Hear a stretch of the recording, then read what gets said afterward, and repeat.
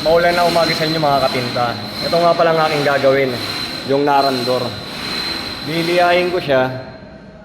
Pagtapos maliya, mamasilyahan yan. Pagkatapos masilyahan, syempre kailangan babarnisan mo. Ang i-guide ko sa inyo mga katinta kung paano siya liliyahin. Kasi may design yan.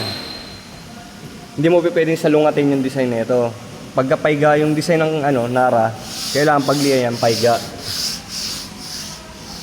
Hindi mo pwedeng pangat kasi pag binarnisan mo, lilitaw yung itsura niyan.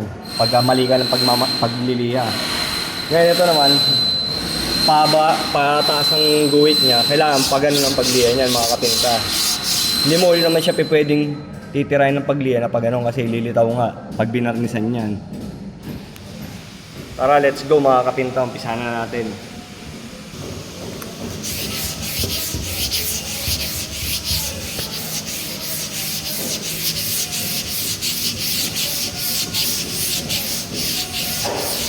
Tulad yan ang design nito mga kapinta, nakapaiga siya.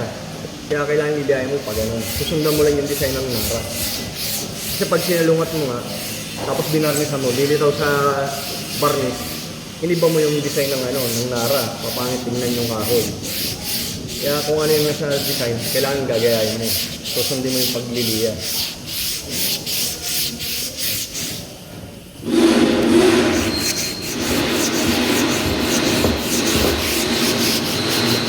Yung mga bukol-bukol, ito kailangan liliyahin mo para mawala.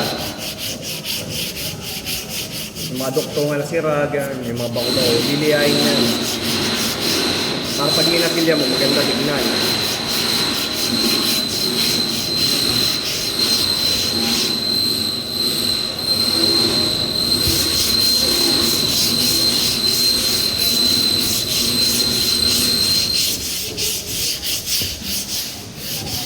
Yung mga dumi, kailangan matanggal din. Kasi pag binarnisan mo yan, kakapit sa barnis, pangit tignan.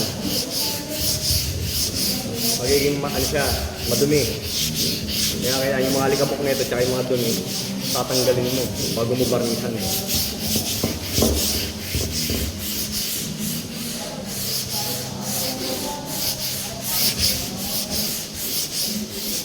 Yung mga duktungan nito, papatay mo yung duktong nito kasi may nakaangat, may nakalubog. Kailangan pakikinisin mo, pagagandahin mo siya.